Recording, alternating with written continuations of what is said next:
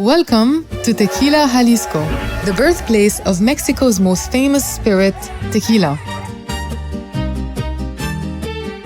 The town is alive with distilleries and flavors that reach far beyond the bottle. The smell of agave is enough to make you drunk with excitement.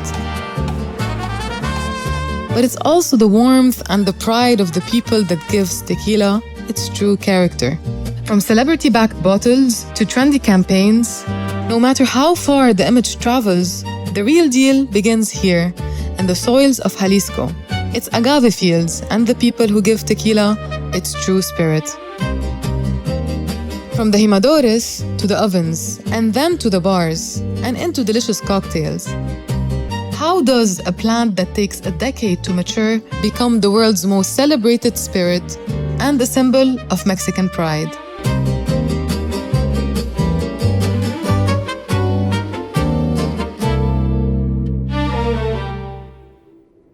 We are in the state of Jalisco, Western Mexico. By law, tequila can be only produced here and in a handful of neighboring states. It's a protected designation, like champagne in France. First stop, the Agave plantation, where it all begins. Shesid, the Jimadora, showed us how to carefully tend to the plant. Are you from here? Yes, I am. Nice. Born and raised? Born and raised. Nice. That is correct. Perfect. Perfect. So, well, first of all, welcome to the Agave Fields. Welcome Thank to Tequila Atanasio. This experience, we call it the jornalero experience, the farmer experience, because here in Atanasio, in Tequila Atanasio, is very important to us to talk about what's the beginning, from where comes tequila, because we go to the bars, we drink shots of tequila, but we don't know that it takes at least 10 years of work in the fields so we can harvest these beautiful plants. And of course, during this 10-year cycle, there's lots of activities that have to happen in between, because you cannot plant the agave and return 10 years after to do the harvest. So there's thousands of things we need to take into consideration. And who are the people that are taking care of the agaves during this lapse of time? The jornaleros, the farmers. That's why the jornalero experience, right? We get our hands dirty here in our distillery. So first of all, what is the agave species we use for tequila production? In the world, there's around 200 and something species, but the only one we can use for tequila is this one. The blue agave tequila. Blue because of the color of the pencas, the leaves. If we pay attention to this agave, for example,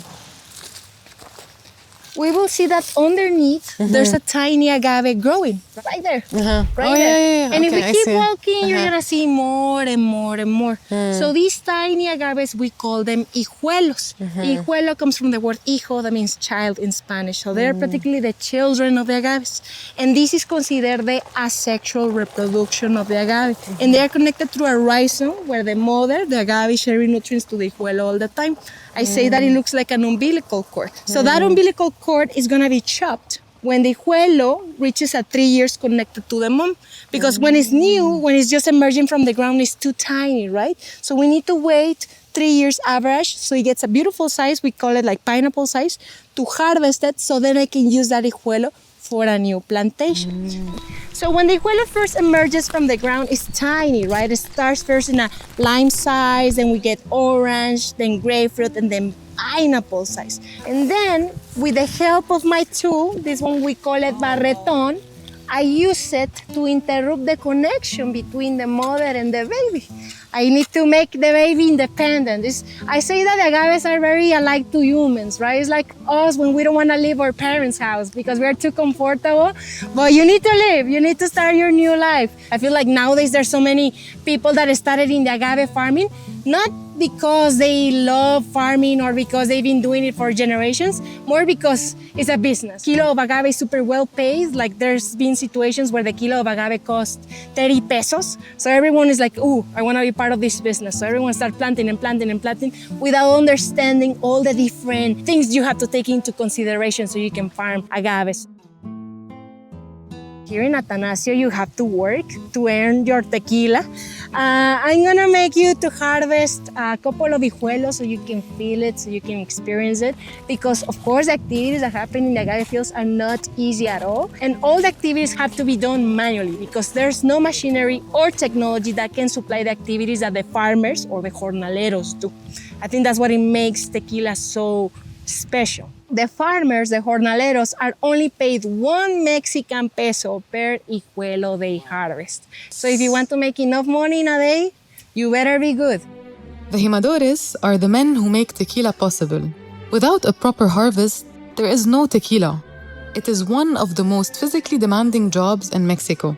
They start before sunrise, cutting through spiky agave leaves with a razor-shaped comb, hauling over hundreds of plants a day in the blazing Jalisco heat. It's a trade passed down through generations, and yet a Jimador earns roughly $15 a day, often not enough to buy a bottle of the tequila they spent the day making. Let's walk around. Follow me. You said depending on the weather, they grow differently. What's the ideal weather and what's the weather that augments its growth? What's the weather that decreases its growth? So the agaves, they like the heat. They like the exposition to the sunlight. That's why all the agaves are planted where there's no shade. If we go to the plantations where there's lots of trees, the ones that are closer to the shade, they tend to be smaller. And also the leaves are like a little bit more gray than blue. So exposition to the sunlight, dry conditions. When it's humid, they're also propense to get a lot of funguses, infections, bacteria. So the way I'm gonna do the harvest, so I put my barreton right here and I start to hit. And I have to avoid of hitting the heart because then I kill the baby and we don't want baby killers today. So underneath, and then I do this move so I can lift my hijuelo and boom, I take it out. So look, this is the hijuelito. So I got not my peso yet. This is just 50 cents because there's a complementary activity we have to execute to earn the whole peso. You go first? Sure, okay. sure. So this one is easy. Like you have to open your legs so you don't lose balance. Okay. This hand on top of the barreton, this other one underneath, and you just have to hit right there. Just try to not hit in the heart, okay? You don't want to kill it. We can hear the baby crying. Keep pushing. Wow. This one got a lot of roots. You can hold it from here. Look at that. Oh my God. Half a peso. What's coming after we do the harvest of hijuelos? We need to trim them. This trimming process, we call it barbeo, like shaving. There you go. So this cut, we call it tostoneo. This tostoneo is important to make because it's gonna tell me the quality of my hijuelo. Like this one, for example, I can see that it's all clean. That means that my hijuelo is healthy, that there's no bacteria infecting it. But what if I do the cut and I see like a lot of red dots? That means there's presence of bacteria that are dry in the base and it won't allow my hijuelo to grow its roots and become independent. So now that I did the trimming, I earned my peso. How do we plant the hijuelos? We got this other two, the talacha. In Mexico, we say a lot, tengo mucha talacha. I have a lot of talacha. That means I have a lot of hard work because when you use the talacha, it's equals to hard work. All the energy you got and let it fall. I come for my hijuelo. I leave it right here and I start covering my hijuelo with all the soil, making sure that it stays still, that it's not gonna fall. This is one hijuelo, one more peso. What came first, the name tequila from the drink or the town? So a lot of people think that it was first the spirit and the town came after, but it was the other way around. Yes, so tequila actually comes because of the volcano. This volcano, its name is Tequila, and it made eruption for about 200,000 years ago. It's not active anymore, and because of this volcano, here in Tequila, in the Valley of Jalisco, we have lots of presence of obsidian, which is a volcanic rock. I don't know if you've seen it before. It's a black rock that if you break it, is super sharp. So the indigenous communities that were based in this region were using the obsidian as their main activity to create crafts, tools, among other things. So tequila is a Nahuatl word, an indigenous word that means place of work or place where you cut, because the indigenous were using this obsidian to work. It is suggested that the first distilleries, the formal distilleries of tequila happened here in this region. But it was known not as tequila, it was known as vino de mezcal. They started to popularize the vino de mezcal from tequila. Actually, we see their first labels, when they first started commercializing vino and mezcal, it said vino and mezcal from tequila. So from there, we started to see the word tequila popping up. And in certain point, people were just naming it as tequila. Like, give me a tequila, I know it's an agave spirit.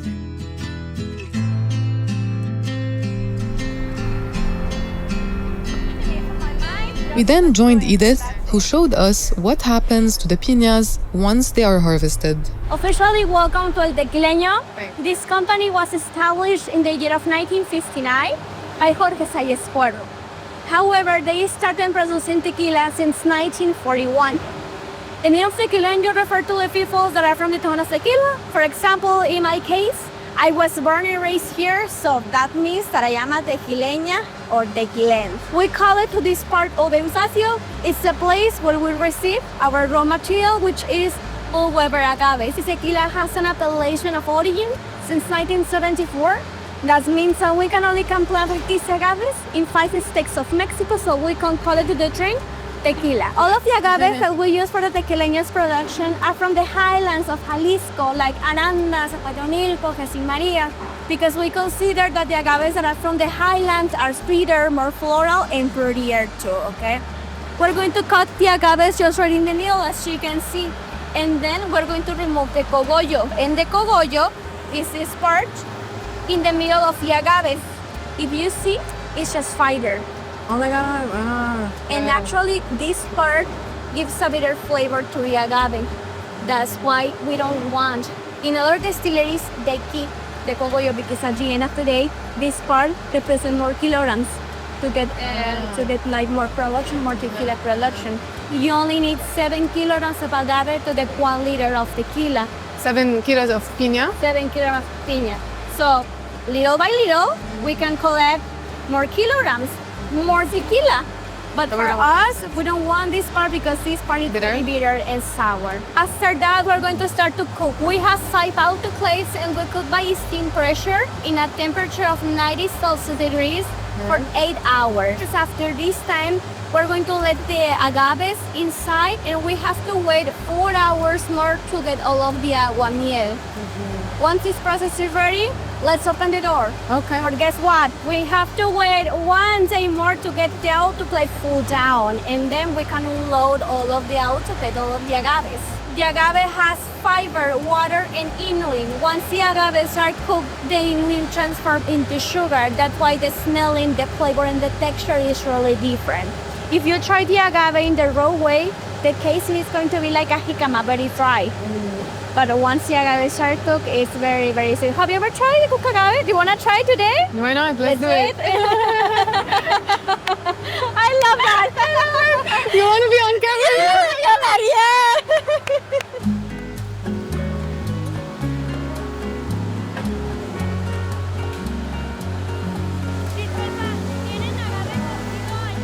I want to go inside though. Este es el agave. Oh my God. Once it's cooked, okay? We have a lot of agaves here. We didn't add anything to the raw material. It's so sweet. It's so sweet. Very, very sweet. With this as sugar cane, okay? Like this. Ah, suck it. What's trying to? Okay.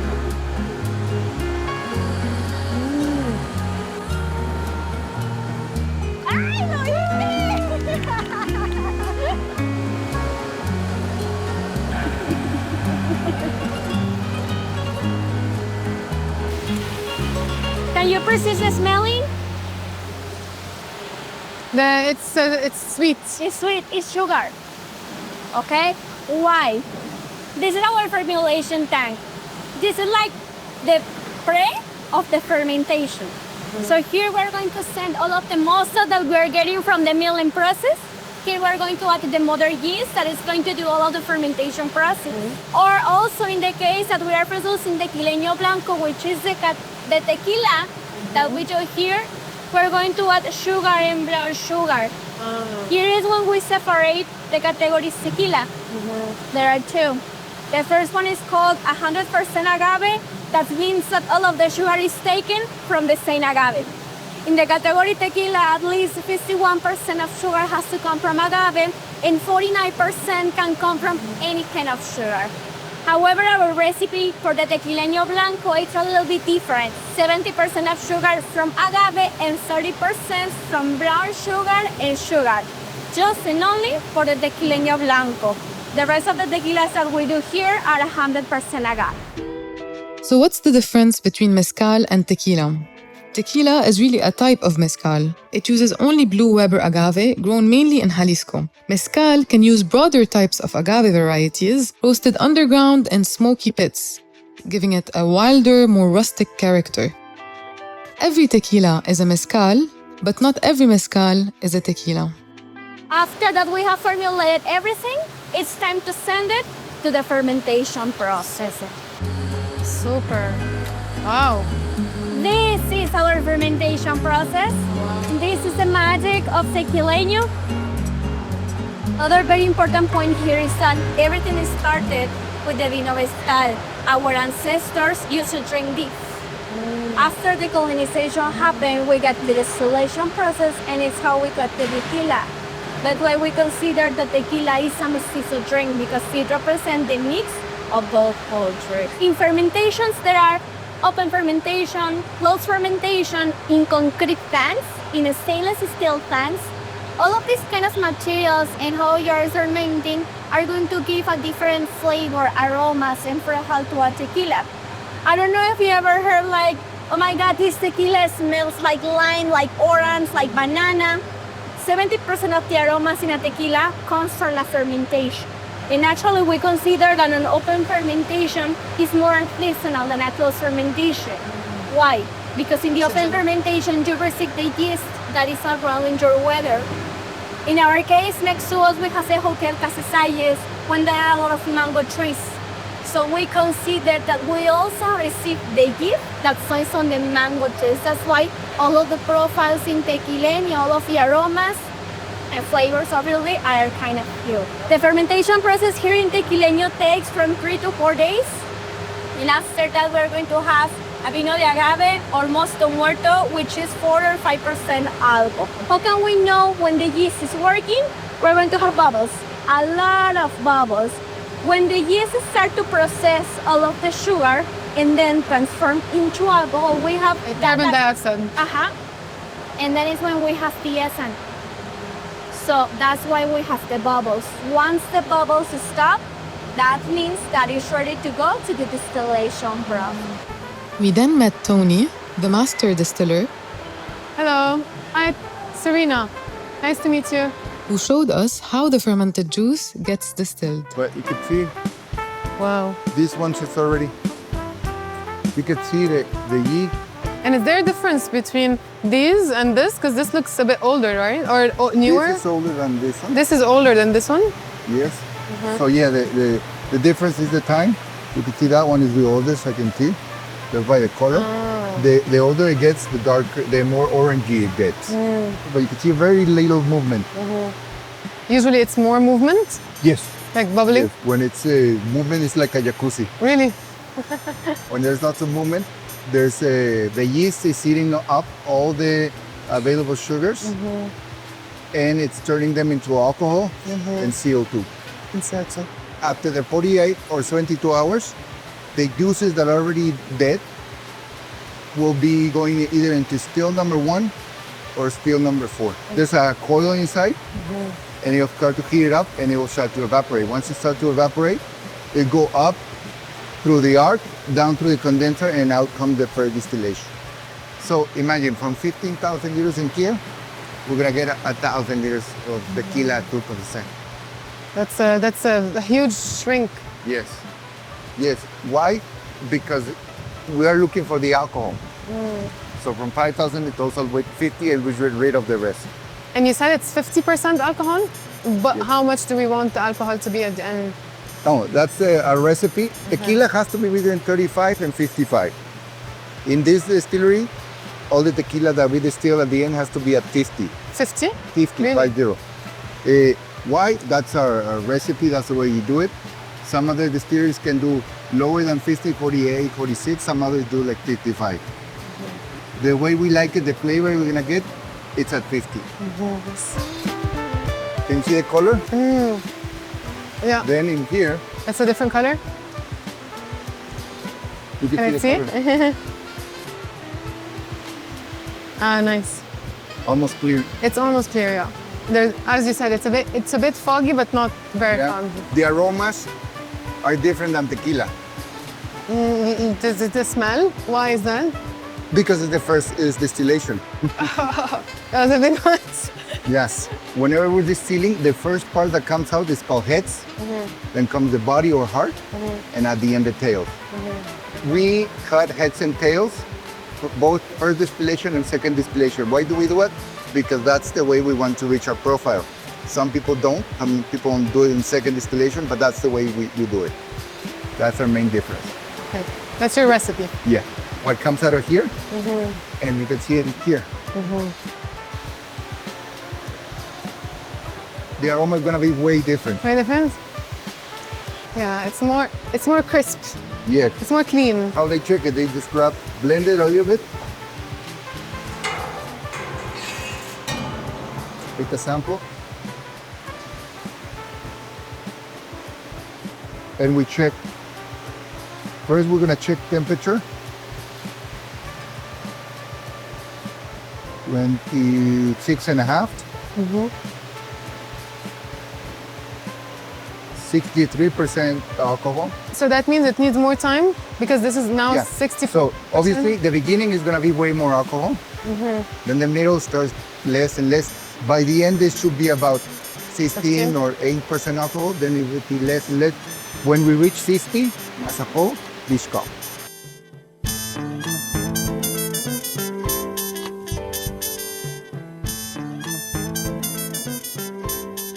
You have to give the whole shot. Okay. You give it like a little kiss. And how much percent is there? This is 50% 50? alcohol. It was made, if I'm around, last Saturday night.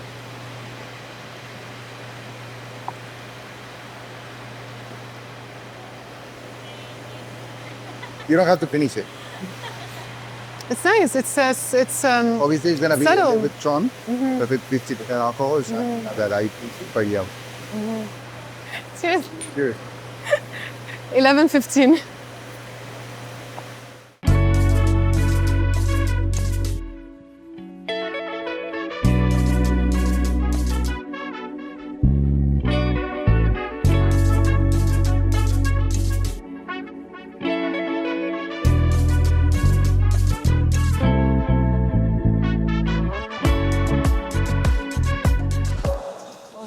Gina then showed us the art of aging tequila in barrels.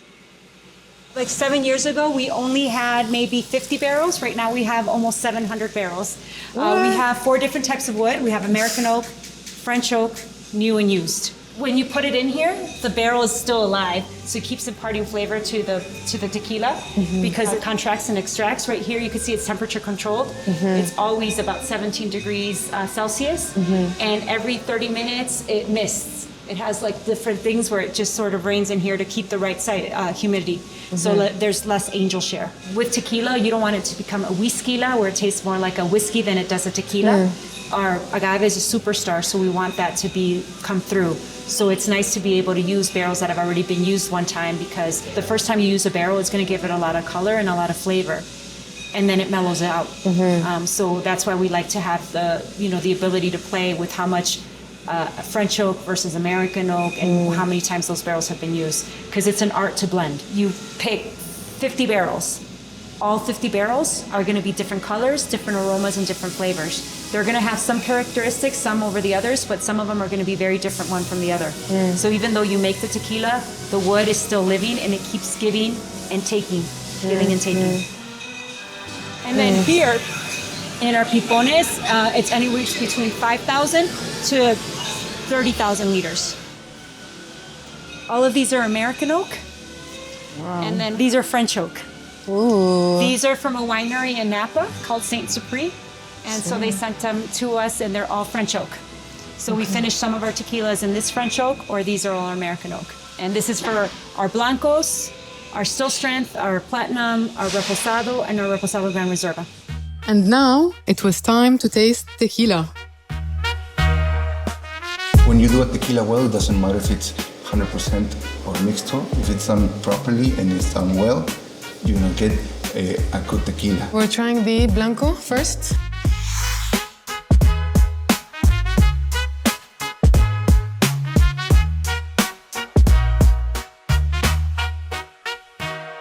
It's peppery, Yes. like a dark pepper. Yes. We came out with this one in 2007. I do an experiment with people. If you grab your tequila, put a little tequila like that in your hands, and rub your hands as if it's hand lotion. Okay. Oh, How do they it's feel? very smooth. Wow. How are your hands gonna smell? They don't smell like floral. alcohol. They smell like cooked agave. 100%. Wow. Just to show you that we don't filter and don't take away the oils. To become a reposado has to be aged for at least 60 days.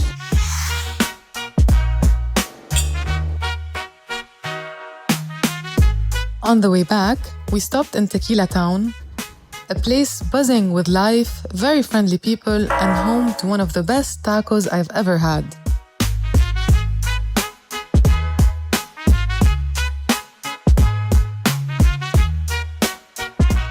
We then headed to Guadalajara, one of the largest cities in Mexico. Its direct influence from the tequila industry is very apparent in the tequila-focused bars, the lively neighborhoods, and the overall feeling.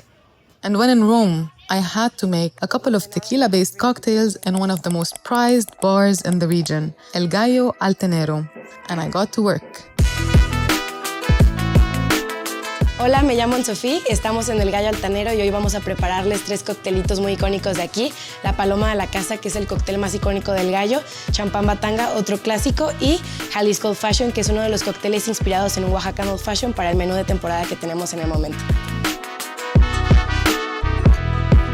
45 mililitros de Kawin. Super. Esta tiene jugo de toronja.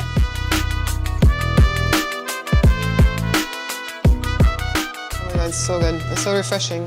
Okay. Uno de mis tequilas favoritos. Le ponemos solución salina.